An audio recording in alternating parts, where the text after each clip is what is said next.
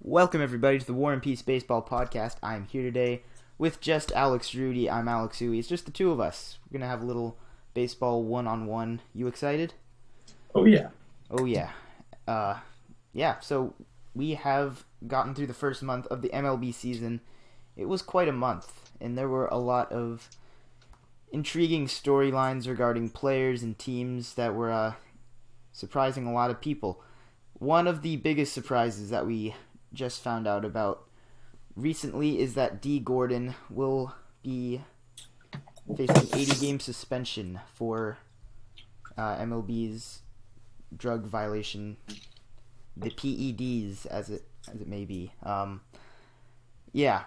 So this, if anything, I think the biggest takeaway from this whole thing is that anybody in baseball can be taking PEDs, because Dee Gordon is probably the least the least power of anybody in the major leagues, and there you have it.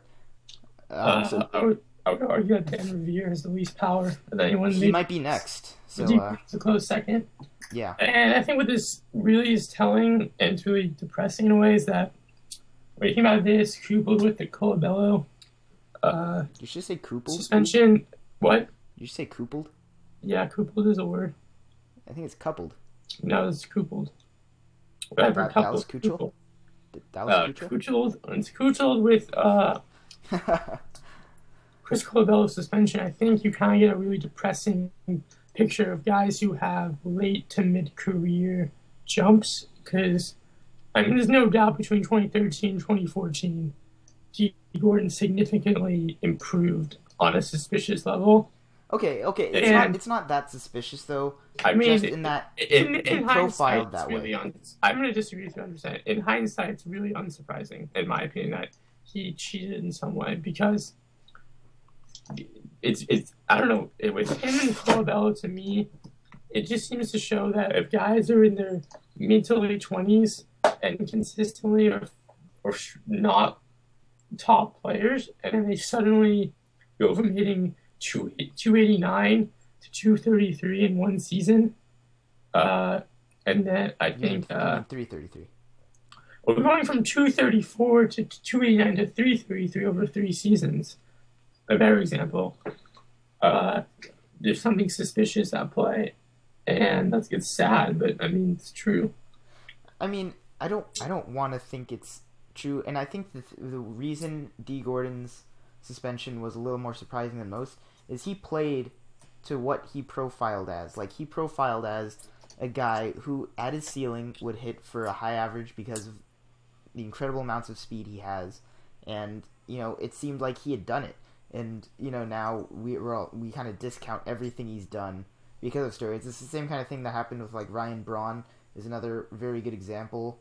We're like, oh, well, Ryan Braun was only doing that because of steroids, okay? And Ryan Braun is still a really good player.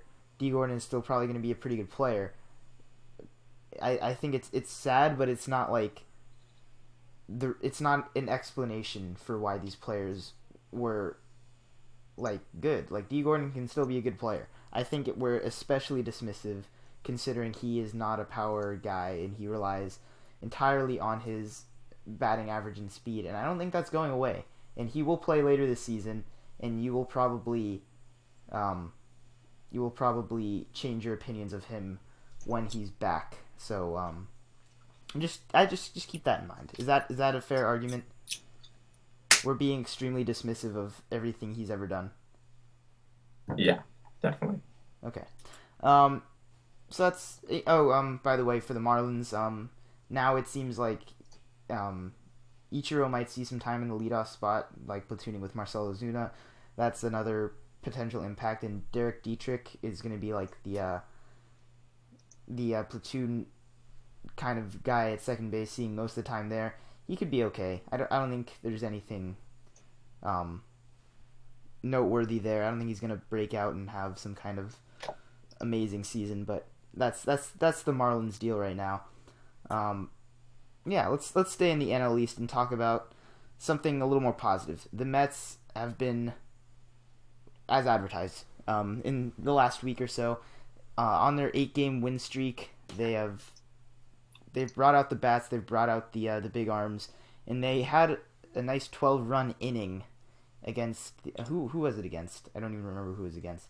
But they had a 12-run inning, and that's very hard to do. Tied the team record. There's a lot to like with this lineup in particular. Yoenis Cespedes obviously is one of the bigger bats there. Michael Conforto has been surprising everybody. Curtis Granderson's picked it up a bit. Neil Walker has really been a guy to talk about. And we'll talk about some of these really surprising players later, but just in the scope of the National League East, you have two of the better teams in baseball going head-to-head. They're tied right now for first place. What do you think of this going forward for them? In what sense? In terms of keeping up with the other really good team in the division, the Nationals. I mean, it's gonna be a dogfight the entire season. Yeah. Right now, it's a fresh slate. They got the same record, so it really depends who's gonna be willing to go all out in July to make those trades to fill up any possible holes that appear throughout the next 2 months.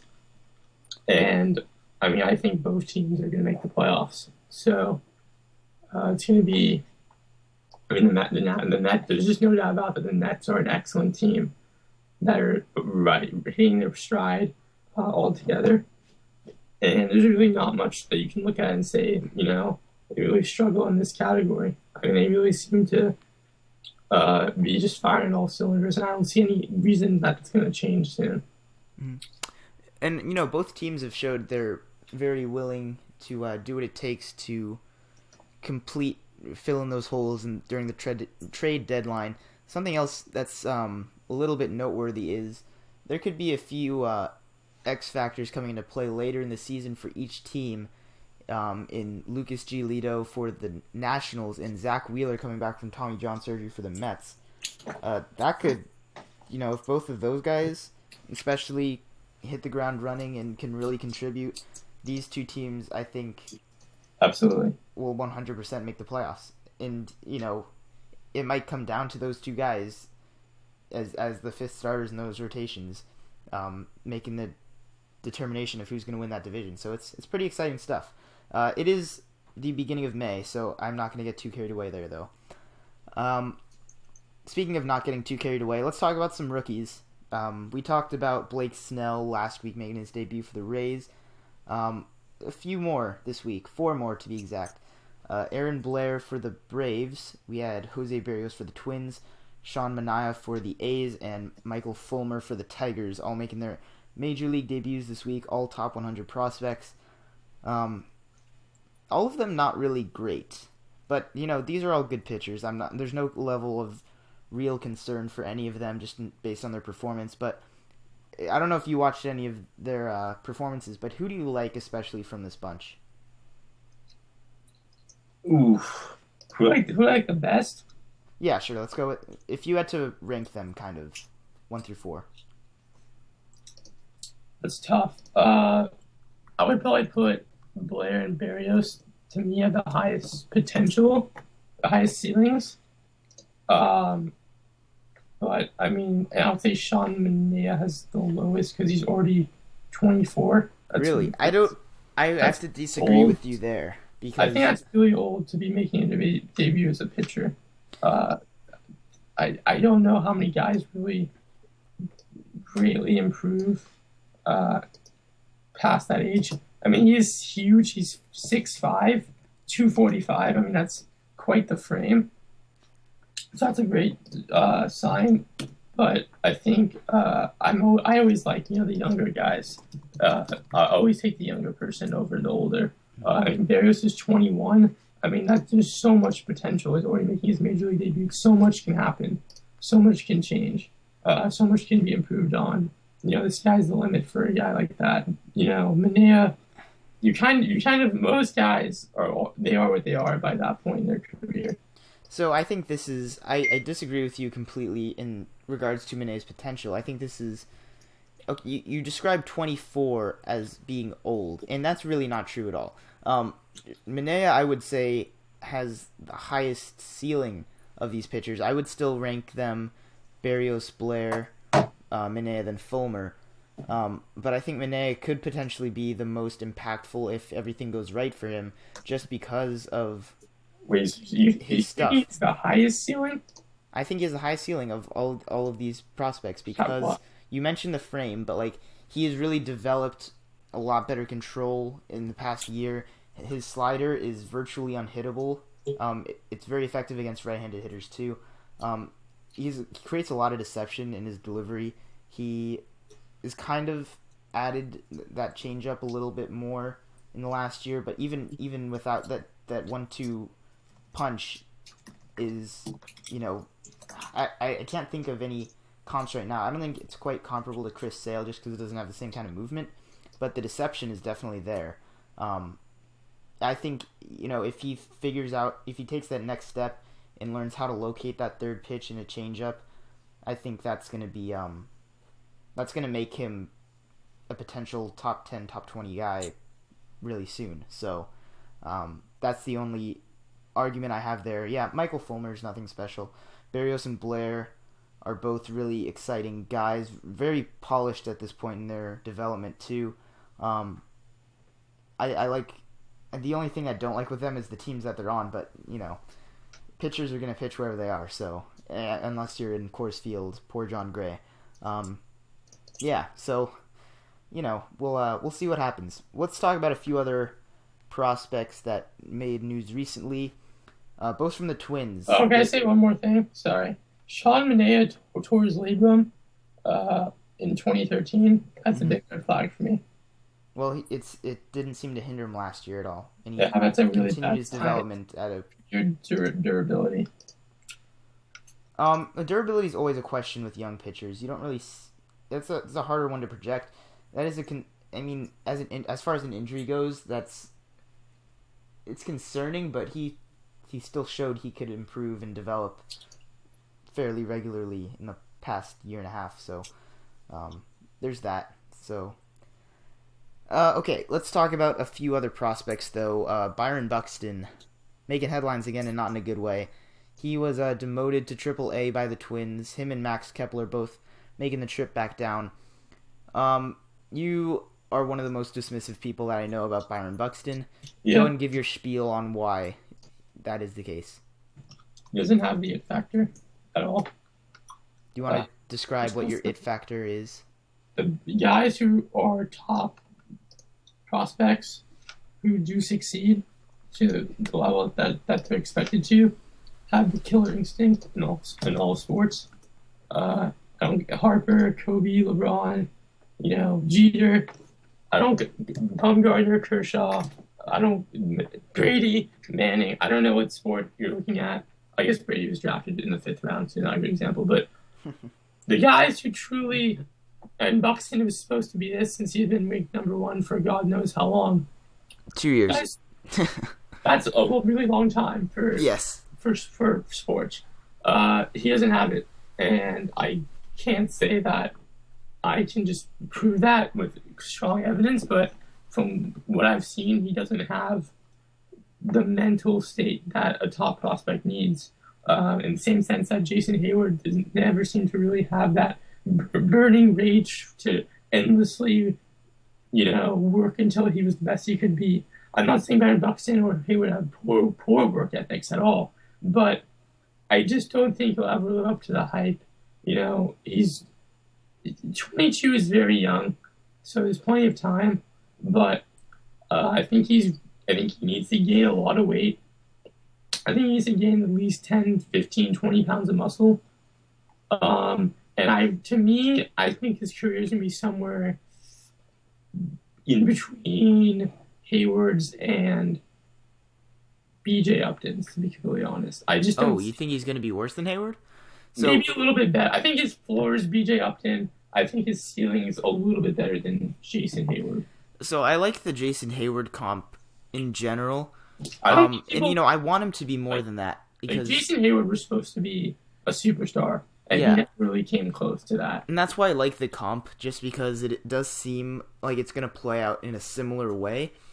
The only difference is I think Buxton contributes a lot more in terms of, like, his speed is unbelievable. Like, Jason Hayward has good speed, Byron Buxton has great speed. So if, Hayward is already a good contributor. He sits around 25 steals most seasons, 25, 30 steals, I would say. Buxton can easily be a 50 steal guy year in, year out. And if any power does develop, to 20 home run, 50 steal guy is still top of the line in my mind. The average is going to be what it is, because it's really hard to project at this point considering how poorly he's done in the major leagues at this point. But that doesn't mean that it can't develop, Like, he knows how to hit. He was ranked as high as he was for a reason. So, that part is a little easier to speculate on, or a little harder to speculate on. I like Buxton still. I think he should be owned in every keeper league. He should be, don't own him in your yearly leagues, but he's gonna be he's gonna be a really good baseball guy, even if he's not, the Mike Trout, Bryce Harper offensive contributor. You know what I mean? Like, he is just enough athleticism to contribute all around, and if the bat gets to a point where it is Jason Hayward, like, he will still be a really good player. We consider Jason Hayward a really good baseball player, right?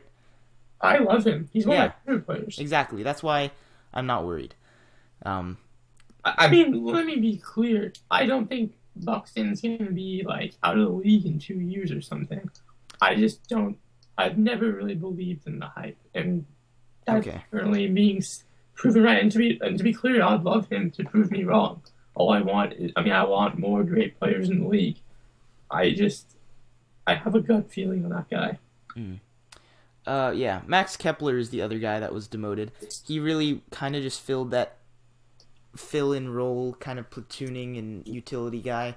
But that can't be what he is long-term. Like, the Twins have to know that this guy is good enough to eventually take a corner outfield spot.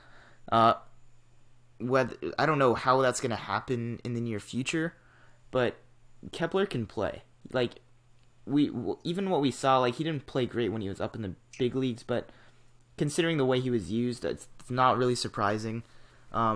He has shown upward. He's been trending upward the last few years of his development.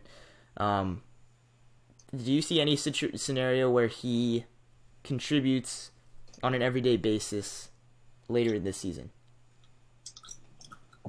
Ooh. Let's say Buxton still needs to iron things out, and Kepler catches fire faster than Buxton does. A huge Kepler fan. I just don't. He doesn't. Don't you kind of feel like he doesn't have any, like, truly exceptional tools? Is that just me? Like, he kind of any one thing that makes him a unique talent. No, there's no standout tool. That's what I'm saying. Like, I don't think he'll be maybe he'll play a lot at some point this year. But I'd say that's contributing. If he finds a way to play a lot, that's contributing. I mean, if you count just playing on a regular basis, but not playing particularly well, still contributing, then probably. But I just don't. The Twins just really aren't that good at developing prospects, to be completely honest. It would seem that way, but at the same time, I don't know. Like, Miguel Sano seems like he's going to be really good. Like, is there any reason he can't be starting for Eddie Rosario? I mean, no, but at the same time, if that was the case, why wouldn't he already be starting for, Eddie Rosario, who's doing horrendously? So, so they're just not good at, all their young guys are struggling. Sano, Buxton, I would have mentioned their position player prospects are not, they're really not doing well adapting to the major leagues. Yeah, I don't think we're quite at the point where we consider that a trend for the Twins, but it's easy to say that right now, just considering the way things are going. I kind of want to give a pretty bold comparison in terms of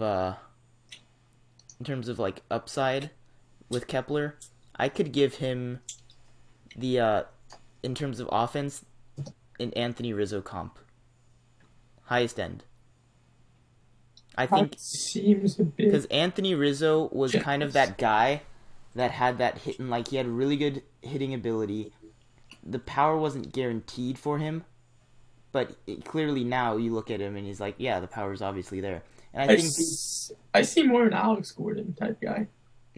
I think no, the hit tool is much better than Alex Gordon. I want to say, um, I think it might not be like 35, 40 home runs that Rizzo's probably gonna hit, but if it's I think he can get 30 home runs and he will hit for a decent average.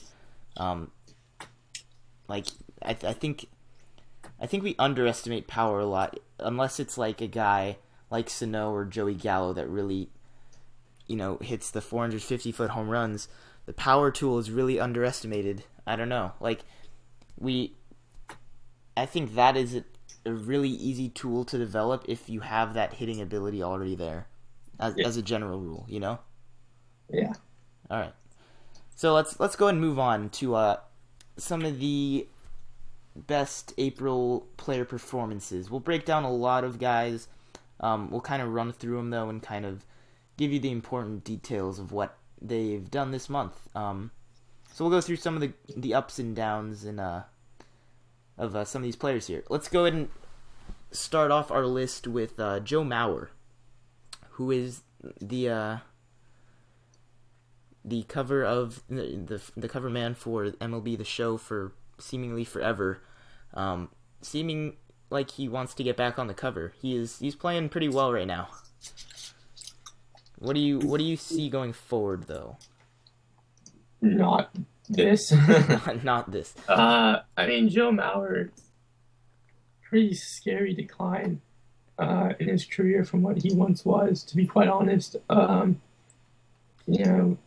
He's at first base. He's probably one of the worst power hitters that plays first base in the league. He's already cooled off quite a bit. And considering how bad he was the two previous seasons, I would say this is not a trend that's going to be maintained.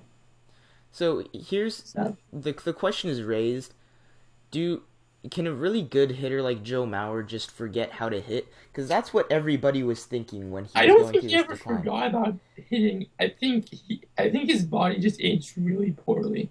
Even for a 6'5", 225 guy, he's never had as much power as he should have. Like he's only hit over 13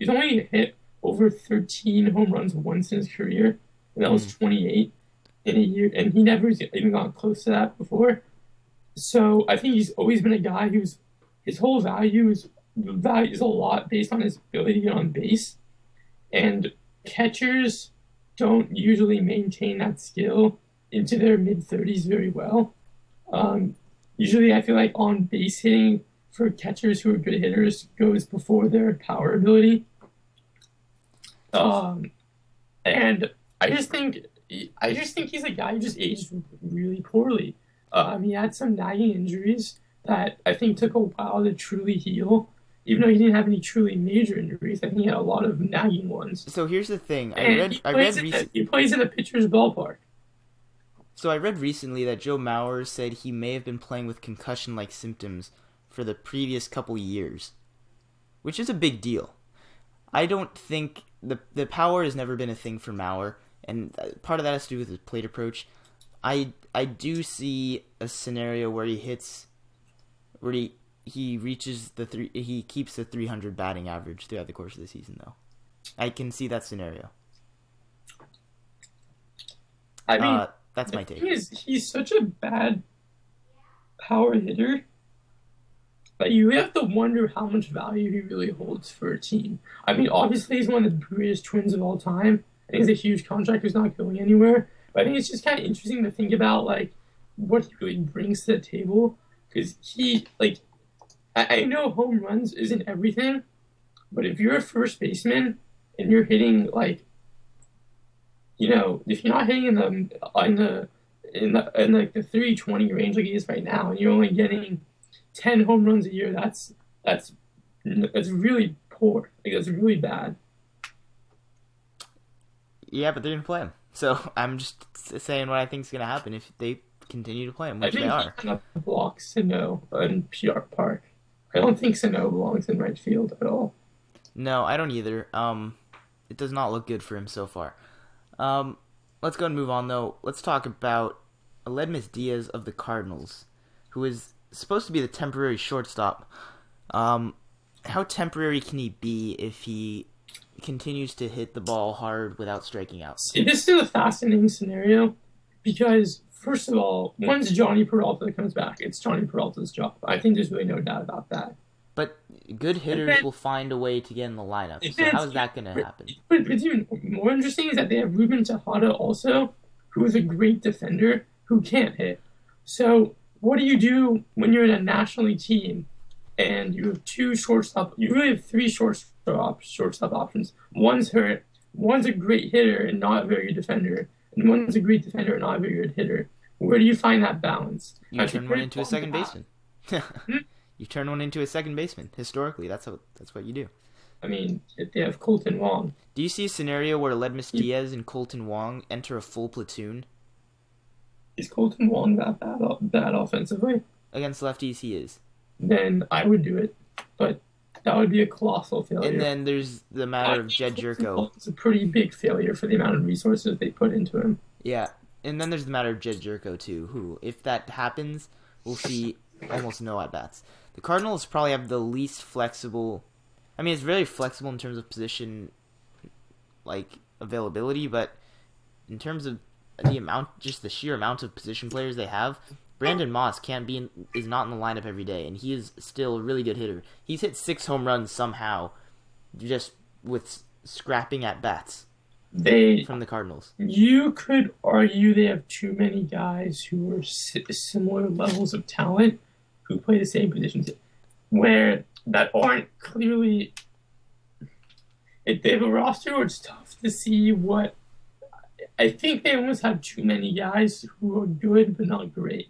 So it's very difficult to see what the truly best lineup is for them. Yeah. And we were worried about the Cubs for the longest time about being overcrowded, and now it's the Cardinals that are extremely overcrowded. I mean, it helps the Cubs. One of the Cubs' best players out for the year, so that opens up a lot of. Well, I'm sure we'll say the same for the Cardinals if that happens. You know, Matt Holliday goes down, Brandon Moss starts playing every day. I mean, good things happen. As soon as Peralta comes back, it'll be even more of a cluster. Fuck. Yeah, and I think that's the case. I think Grichuk and Piscotty are safe though for the most part in the outfield. Let's move on. Next one is probably like my favorite player right now, Michael Conforto on the Mets. Is he going to hit 25 home runs hitting .310? Because he can do it. And my vote is yes, based on my 25 hitting .310. Yeah. I'll say 295 hitting 22. It seems like we're bargaining. Yeah. No. That's my pessimistic approach. I would be more comfortable betting that. I'm not saying he can't do what you're saying, but I mean he's never played a full season in the major leagues, and while he was a highly touted prospect, I don't think anyone ever expected him to be this good this quick.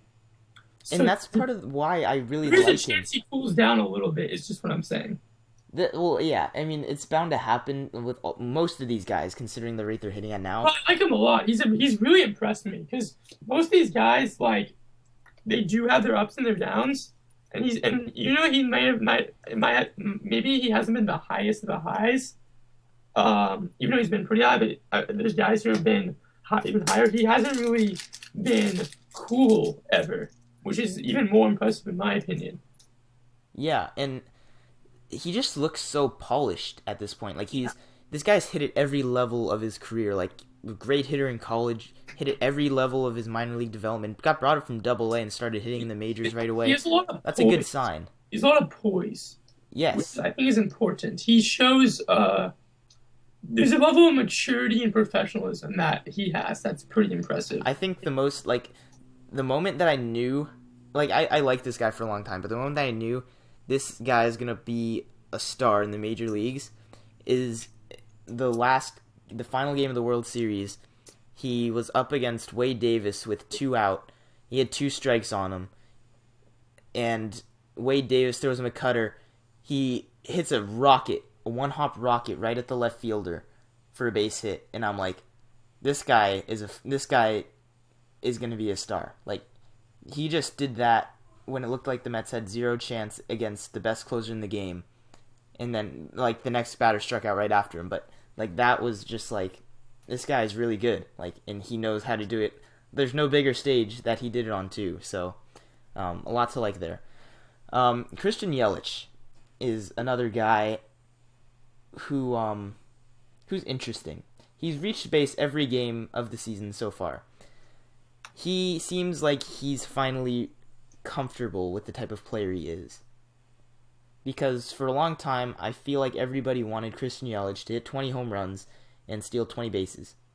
Now he's understood that I can hit 320 for you guys, and if 10 home runs come along, that's great, but I'm going to just freaking hit and get on base constantly, and he's doing that, and it works.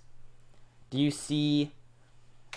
I don't see a decline, because Yelich has always been one of those guys with one of the better hit tools. I don't see a decline. He's supposed to be this good. I mean, he's been on fire since I think August of last year. Yeah. He was supposed to be an incredible on base hitter. Just getting on base. He's 24. I mean, he's so young with so much major league experience. I mean, I don't know why he can't keep this up, in my opinion. I mean, I think people were down on him because he started off last year really, really bad. Mm-hmm. But he still hit 300. I mean, the guy has played 3.5 major league seasons, or 2.5, and he's never hit under 284. That's really fucking good. Yeah. He walks a lot. He doesn't strike out a lot. I mean, I don't know why. I don't see what's stopping him. It's not like he's someone who's known for their power swing, who's just getting a ton of hits out of nowhere. This is what he's supposed to be like. Will he hit 341 the whole year? Probably not. But I would be surprised if he didn't hit around 320 the whole year. Yeah, a 400 on base guy is very possible for him. So I like him. He's a good player. There's no doubt. All right. Another guy that is a really interesting case, Colby Rasmus on the Astros. Off to a great start, and I'm going to point out the one stat that is glaringly different from previous years is the number of walks, the strikeout to walk ratio. I haven't checked in the last couple of days, but most recently it was 16 walks to 18 strikeouts, which is unlike anything he's ever done in his career. And the power has always been there. It's still here. But that was the biggest separator, was that he struck out too much and he was the raw power guy. But now he's a raw power guy that's drawing walks. I'm going to give an interesting comp here and say he could be David Ortiz-like. But, athletic. Is that... clearly he doesn't have the same, just pure, talent that Ortiz has at the plate, but similar... That's a bit reactionary to me. I think he's going to profile almost exactly the same in terms of his production on a smaller scale than Ortiz has. Ortiz was unbelievable when he was in his prime. Okay, I'm not going to argue that Rasmus is going to hit 50 home runs and do what Ortiz did. I don't really think that. But he's going to profile similarly, where, he will take... a bit generous. I think he's going to take... the fact that he's taking walks shows that he's that he's that presence that, you make a mistake to him, he's hitting a home run, and you might just want to walk him every time he's up, so... I mean, I like him a lot, and I'm happy that he's kind of found his niche.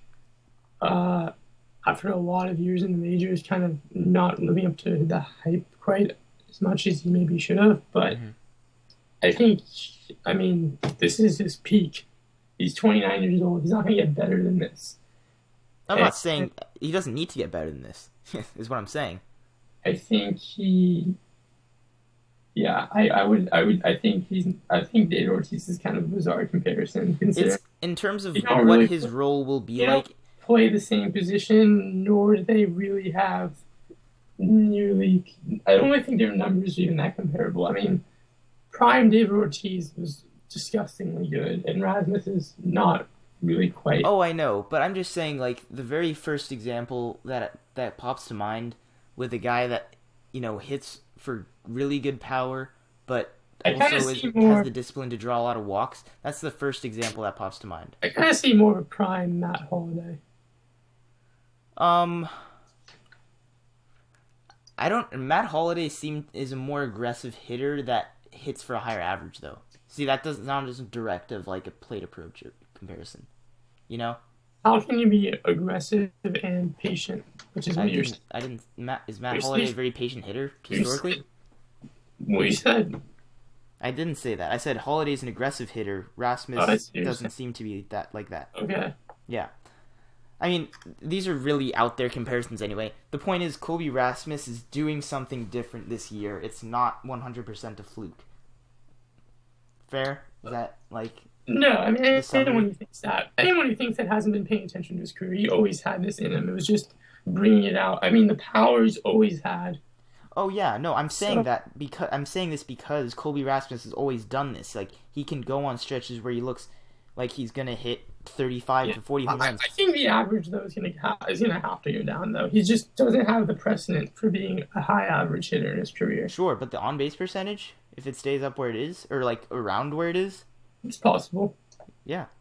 I think we should start running through some of these a little bit quicker. Although I love talking about a lot of these names on this list. We've kind of given a lot of attention to the guys we've mentioned so far, though. So we'll kind of move quickly through them. Neil Walker on the Mets. Legit? Not legit? What would you? Not legit.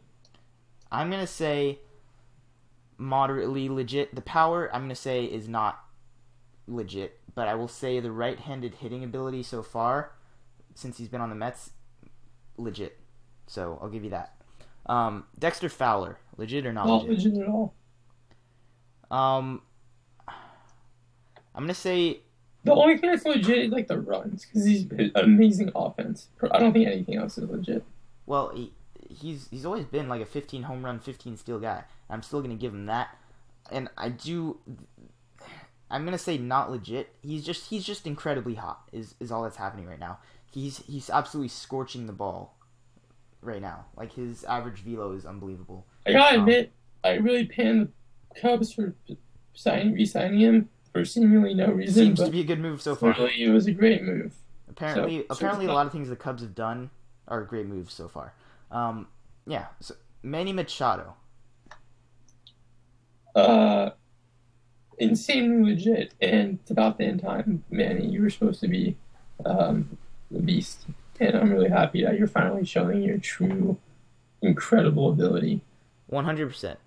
Steal more bases, Machado too. By the way, we want that. And start playing shortstop, because that works too. That's where you need to play to truly reach your true potential. Yes. Yeah. Did you happen to see the play that they made today, where he dove to his left, skipped off his glove. Hardy made a backhand play in the hole, like from the ball that skipped away from Machado, and then threw out the runner at first. No, but that's pretty incredible. It was a good time. My description was clearly on point, though, so every audio listener knows exactly what I'm talking about. Clearly. Joking 100%. Next, Jose Altuve. Kind of. The power's a bit much. It's a bit. I don't think he can maintain this sheer home run rate. It's a bit extreme. Over under 20 home runs. Has he ever hit 20 in his career? No, he hit 15 last year. Then I would say less than or equal to 20. So, no? A 5'6" guy hitting 20 home runs is just... I mean, it's possible, but it's hard to believe, I'm going to say yes, with a resounding yes. And I'm going to say he steals 50 bases and is the most valuable fantasy player in the league. Fantasy player? Yeah. Okay. I made that very clear, did I not? He could be juicing. wouldn't be surprised. We could speculate on a lot of guys juicing at this point in time. Yeah. Yeah. Do you see that thing that Arrieta was flattered that he's gotten so much speculation about him juicing? Yeah, I saw that. That's pretty funny. Everybody should be flattered. That's how it should be, right? No. Yeah. All right. Gregory Polanco, legit or not legit?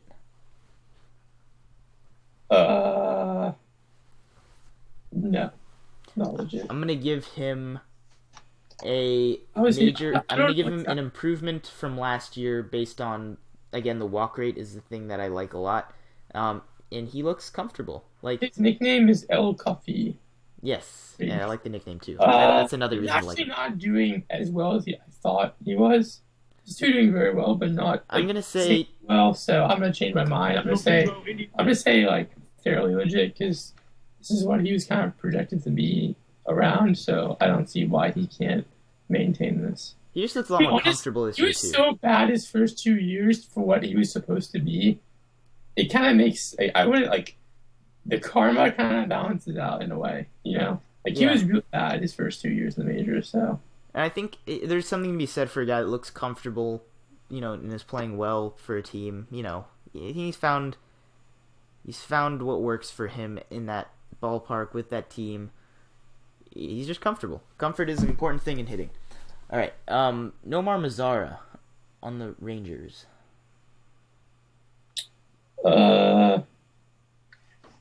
Let me check his stats. I will give a resounding legit. Now, I think he's 21 years old. He looks 40. I'm not gonna lie, I don't know enough about him to be completely okay. So here's the question. He's 6'4", 215, 21 years old, hitting .324. That sounds pretty legit. So here's the thing. Sin Chu comes back. Josh Hamilton is delayed, by the way. He's not going to be back for a while. I don't know what the heck happened, but something pushed his development back. Sin Chu comes back. Who's the odd man out in the Rangers outfield? Who's playing? Wait. So there's Desmond, DeShields, Mazara. And then you throw Chu back in. You think Mazara's the odd man out? That's just how the major leagues work. I'm going to say that first one who goes out when the starter returns. No matter how hot, there's really not a lot of teams who keep that guy in. I mean, logically, I think it's Desmond. That just by logic, but I don't think that's what's gonna happen. Wait, who DHs for the Rangers? The Prince Fielder, who plays first, and Moreland. Mitch Moreland. I'm gonna say that Ian Desmond's gonna find himself in a utility role. I would bench Elvis Andrews for Ian Desmond. I would want to too, but it just doesn't make sense. I'm just saying that's what from a management perspective, Andres doesn't like. He's a decent hitter. He plays really good defense. He's just a stable shortstop, and you don't just bench your stable shortstop for a guy like Desmond, who's as good as he is, not very stable. So it's not going to happen.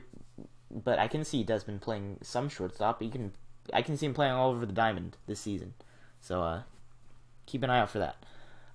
David Ortiz is going down the making the final run here in the last year of his career.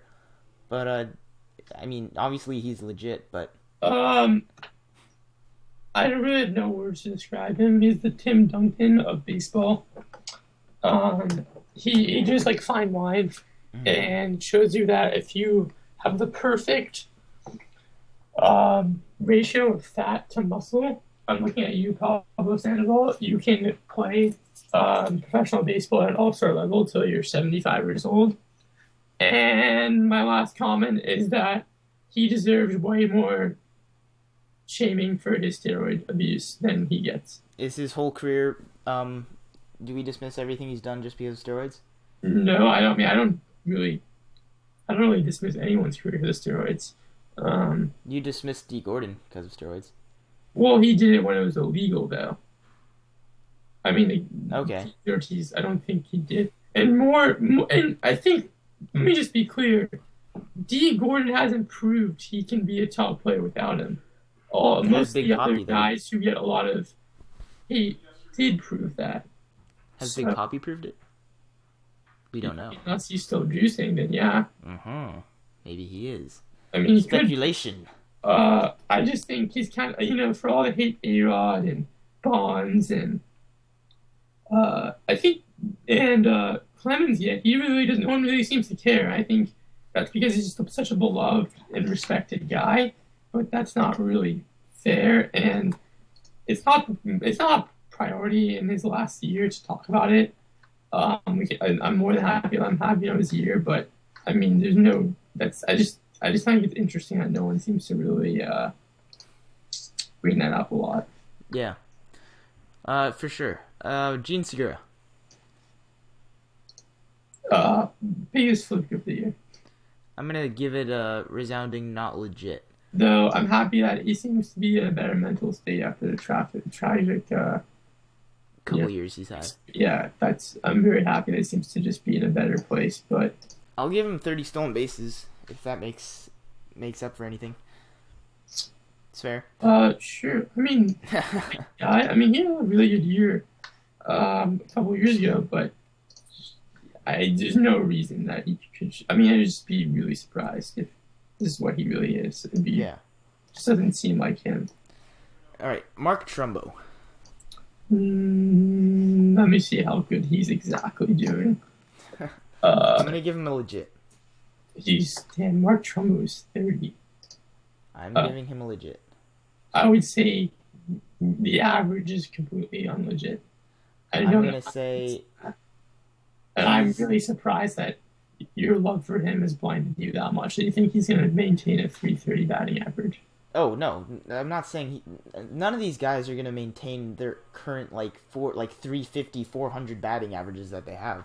I'm saying Trumbo's a legit player. And this is the first time since the Angels that he's really had consistent playing time in the same position every day in a perfect ballpark for him with a great sporting cast. Everything's going his way right now. I think it's more important that he's healthy, to be honest. He's very healthy. Yeah, he's a healthy guy, hitting for power. I like it. All right, Wellington Castillo. Okay. He is a legitimately good offensive catcher, but he's just really hot right now. But he is good. He is a legitimately over under 25 homers.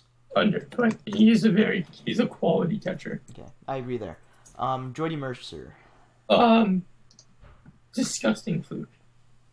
I'm suspecting someone an alien hijacked his body. I'm okay with that. Is that illegal? Is that I don't know if that counts. Is that part of MLB's drug prevention policy? Yeah, I'm not sure. Aliens? No. Another interesting question. Where does Jung Ho-Gung play when he comes back? Does he play third base and David Freese moves out of the way? Because Freese has been doing okay, too. Who plays second?